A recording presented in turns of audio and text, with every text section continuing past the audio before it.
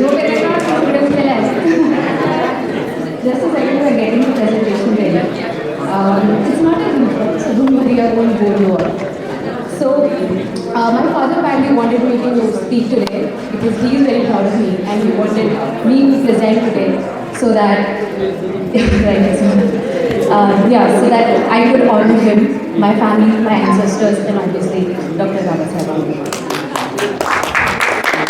The last time I wrote a speech like this was when I was probably 12 years old, a 6th grader. We were living in Jaipur, quarter number 11, Nirman Bihar, CPWD colony, Jaipur.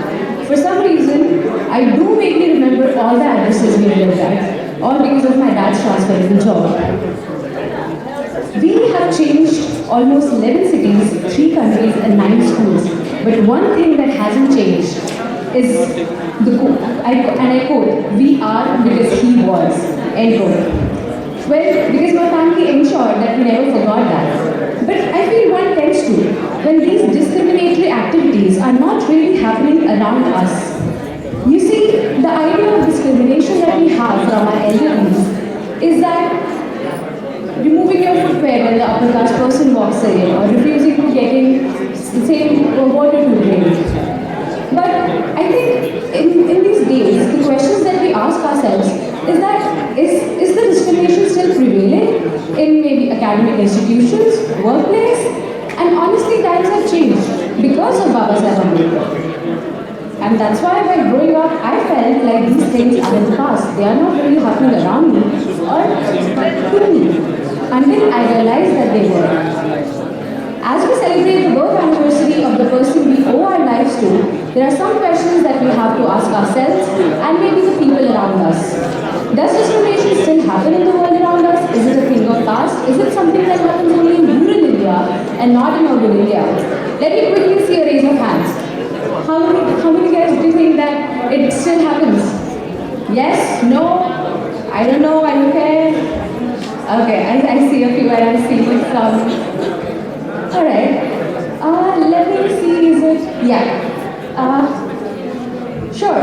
So, can we move to the next one already? Yeah, so I'm not sure if you can see this, but a study conducted by the Pew Research Center in 2021, Chapter 4, Attitude About Caste, says, when asked if there is or is not a lot of discrimination against scheduled caste, scheduled tribes and other backward classes in India, most of the people said there isn't a lot of discrimination. Fewer than 1/4 of Indians say that they see the evidence of widespread discrimination. And my guess why it's not there is that these quarter Indians say that their close friends belong to the same caste. You see, if you always end up living in the same bubble, you might not see the discrimination happen around you. So maybe, if you think that it's not happening, it's time to step out of your comfortable little cozy bubbles. We'll move on to the next one.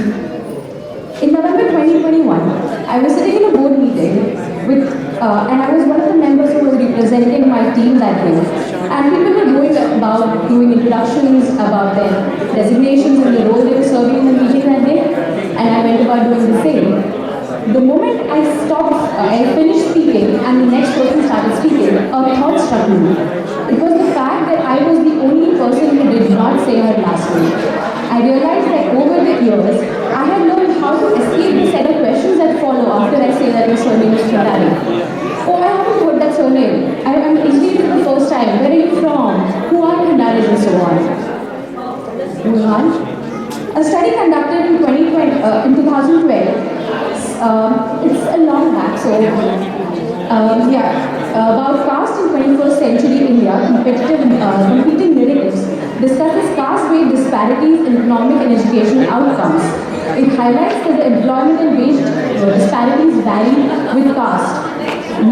Lower social connections result in lower job securities and also affects migration. So I believe if we were living in the India where we had renounced our surnames like it happened in southern parts of India, maybe the world would be a better place. Give me this one. I bet everyone around here knows about the caste-based reservations that prevails in Indian education system, and I am a pure product of that. Fun fact, I asked my father yesterday, how did Babasaheb afford to study abroad in those times? And I came to know that one of the Maharajas that enabled me to study overseas was Rajshri Maharaj. And interestingly, I am able to pursue my education here at University of Michigan because of the same scholarship, Rajshri Maharaj scholarship from Samaj Kalyan Department, which I am really, really grateful for. Educational opportunities and caste does have some association. Yeah. They play a significant role in education. They establish private schools, colleges, scholarships, and influence education, and even at a higher level. Brahmins are somehow associated with disproportionately large number of funding that they get from cooperative banks or credit societies per se. Yeah. So concluding my idea about 14th April celebration, this has always been a day for me when I stop and think about my ancestors and reflect on the things that they have sacrificed for me to be here. And as I analyze it more and more, somewhere deep inside it saddens me. The state that we are in and the discrimination that still happens. In a different form, I would say, it has transformed in the way it prevails, but it is still there. So now, the question that I ask myself today is, okay, things are great, discrimination still happens, but what can I do about it? And the best advice that I have gotten over and over is to read Baba Sahib, how he envisioned the world to be, for starters, to change my perspective. And to step out of my own comfort zone, my own bubble that I have been living in. I have been building a habit of reading at least a page per day for the last 2 months, and I really hope it continues and I do change my perspective. Interestingly enough, did you guys know that the personal library that Baba Sahib had at Rajnihar had 50,000 books? So if he did live for 65 years, so if he did live for 65 years and he was reading 1 book per day, he would still just read 23,725 books. I hope I can read at least like 1% out of those in my